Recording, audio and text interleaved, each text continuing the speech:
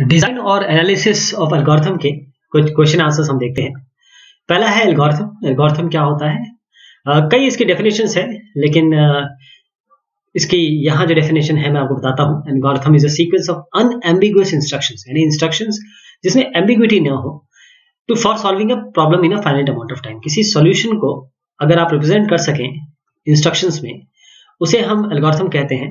Algorithm इस तरीके से कह सकते हैं कि set of instruction, step wise step of instruction. Algorithm ये होता है कि आप जब कोई चीज बनाते हैं एल्गोरिथम के तहत, तो वो आप एक प्रोग्राम का प्रारूप लिख रहे हैं जो आप हाई लेवल लैंग्वेज में कोड करने वाले हैं। अब right about notion of algorithm.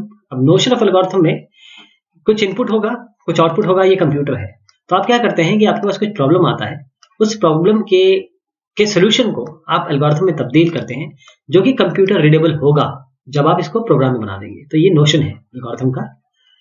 आपको शॉर्ट नोट लिखने हैं एल्गोरिथम डिजाइन या एनालिसिस ऑफ प्रोसेस के लिए।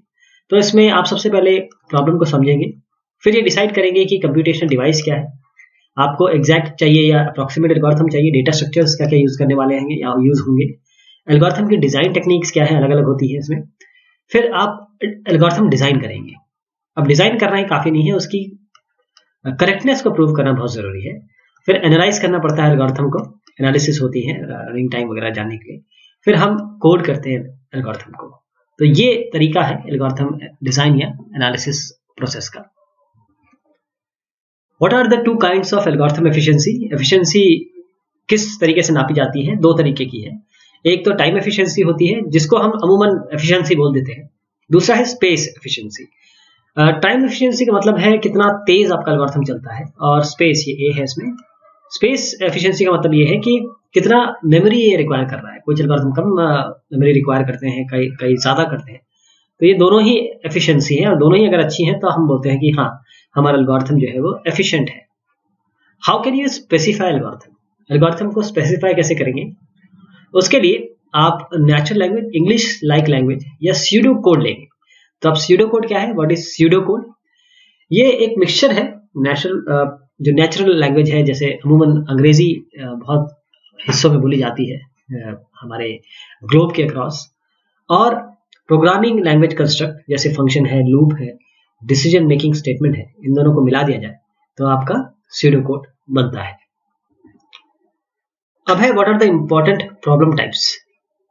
अलग अलग प्रॉब्लम्स हो सकती हैं, खासतौर पे जब हम कंप्यूटेशन की बात करते हैं, कंप्यूटर साइंस की बात करते हैं, तो अलग अलग विधाएं हैं, अलग अलग जगह पे अलग अलग चीजें यूज होती है। जैसे आपको सॉर्टिंग की जरूरत पड़ सकती है, सर्चिंग की जरूरत पड़ सकती है, स्ट्रिंग प्रोसेसिंग है, ग्राफ की प्रॉब्लम है, कॉम्बिनेटोरियल प्रॉब्लम है, ज्योमेट्रिक न्यूमेरिकल प्रॉब्लम है। तो ये सब टाइप्स हैं जिनके लिए हम एल्गोरिथम लिखते हैं, जिनके लिए हम एल्गोरिथम बनाते हैं, उनकी एनालिसिस करते हैं, डिजाइन करते हैं, फिर हम उन्हें कोड करते हैं। How can you classify algorithms? Classification कैसे होगा एल्गोरिथम का? बहुत सारे तरीके हैं। जो दो मेन तरीके हैं, ये एक है कि किस तरीके की प्रॉब्लम आई है। एक एल्गोरिथम किस तरीके की प्रॉब्लम्स को सॉल्व करता है, एक पर्टिकुलर सेट ऑफ प्रॉब्लम्स को एल्गोरिथम सॉल्व कर रहा है।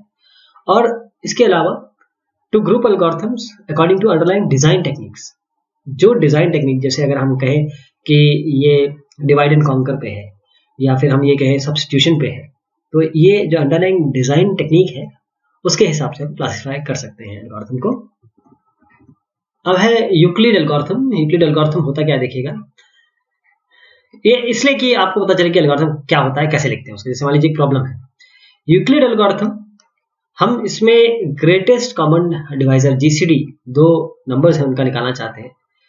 तो कंप्यूटेशन अगर हमें करना है, एक एग्जांपल दे देता हूं आपको। जैसे ए 210 है और बी 45 है, तो 210 को हम 45 से डिवाइड करेंगे, उसके बाद हमारे पास 4 रिजल्ट आएगा, रिमाइंडर होगा 30।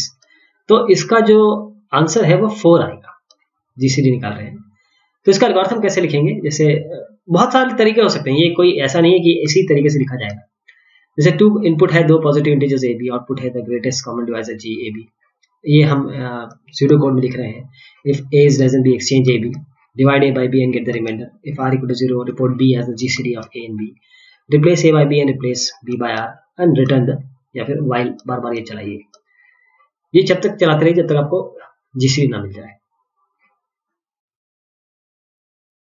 अब what is sorting problem? Sorting problem क्या है? सॉर्टिंग प्रॉब्लम हम आइटम्स हमारे पास है अनऑर्डर्ड है, उन्हें हम अरेंज करते हैं असेंडिंग या डिसेंडिंग ऑर्डर में, छोटे से बड़ा या बड़े से छोटा। तो दो टाइप के सॉर्टिंग प्रॉब्लम होते हैं, एल्गोरिथम दो टाइप के होते हैं, एक तो स्टेबल सॉर्टिंग एल्गोरिथम होता है, एक नॉन स्टेबल एल्गोरिथम होता है। तो इसी के बाद बात आती है कि भाई सर्चिंग प्रॉब्लम क्या है। फिर अगर हमारे पास कुछ एलिमेंट्स हैं, उनमें से हमको कोई एक वैल्यू हमें सर्च करनी है, पता करनी है, तो इसीलिए हम उसको सर्चिंग प्रॉब्लम कहते हैं और उसके लिए हम सर्चिंग एल्गोरिथम लगाते हैं। सर्चिंग के लिए हम कोशिश करते हैं कि जो एरे है या फिर जो वैल्यूज का सेट है वो सॉर्टेड रहे। ग्राफ प्रॉब्लम क्या होती है? ग्राफ प्रॉब्लम, ग्राफ का मतलब ये होता है कि इसमें आपको एजेस और वर्टिसेस मिलेंगे, जैसे ये ग्राफ प्रॉब्लम हो सकती है आपकी ऐसे। तो इसमें आपके ये जो है ये अलग अलग, इनको वर्टिसेस कहते हैं, बहुत सारे हैं, एक को वर्टेक्स कहते हैं। इनके बीच में जो ये लाइनें देख रहे हैं ना, एज कहते हैं। जैसे ट्रेवर्सल प्रॉब्लम है, शॉर्टेस्ट पाथ एल्गोरिथम है, ग्राफ कलरिंग प्रॉब्लम है, ये सारे आपके ग्राफ प्रॉब्लम में आते हैं। कॉम्बिनेटोरियल प्रॉब्लम क्या होती है? कॉम्बिनेटोरियल, अब अगर आपको ऐसी प्रॉब्लम आए जिसमें आपको कॉम्बिनेटोरियल ऑब्जेक्ट जैसे कि परम्यूटेशन या कॉम्बिनेशन या सबसेट निकालना हो, इन प्रॉब्लम को हम कॉम्बिनेटोरियल प्रॉब्लम कहते हैं। जैसे कि ट्रैवलिंग सेल्समैन प्रॉब्लम है। टाइम एफिशिएंसी और स्पेस एफिशिएंसी में डिफरेंशिएट करना है।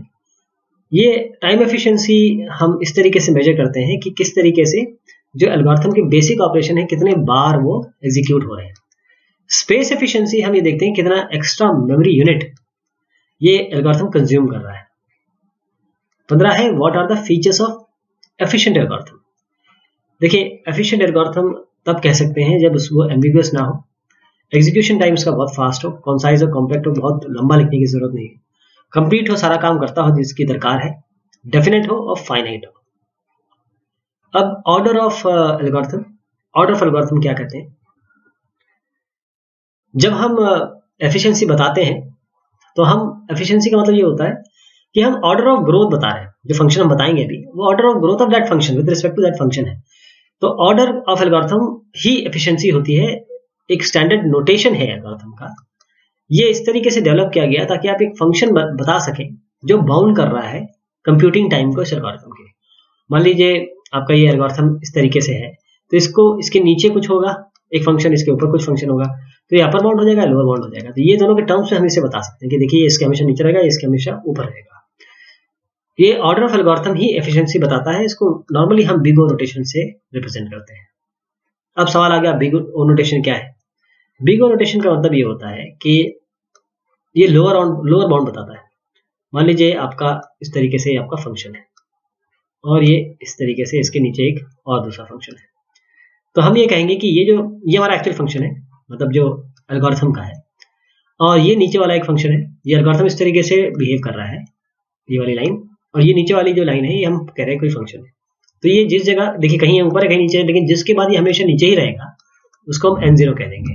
तो किसी n0 के ऊपर कोई भी n ले लीजिए, जो n0 के ऊपर है इस डायरेक्शन में, ये जो फंक्शन हमारा tn, ये हमेशा इस gn, जो नीचे वाला है इसे gn है, ये ऊपर वाला tn है, इस gn से हमेशा tn बड़ा रहेगा। जो हमारा फंक्शन हमेशा बड़ा या इक्वल रहेगा, कोई भी कांस्टेंट हो सकता है। इसे हम बिग ओमेगा नोटेशन कहते हैं कि ये फंक्शन जो है वो ऑर्डर ऑफ gn है। तो अभी बिग ओ नोटेशन देखा, इसको और देखते हैं। बिग ओ नोटेशन का जैसे मैंने बताया आपको कि हम अगर ये कहें कि tn is order of gn, तो इसका मतलब gn हमेशा नीचे रहेगा और tn हमेशा gn के ऊपर रहेगा। तो gn इसे गाइड कर रहा है नीचे की तरफ से किसी भी n0 के ऊपर।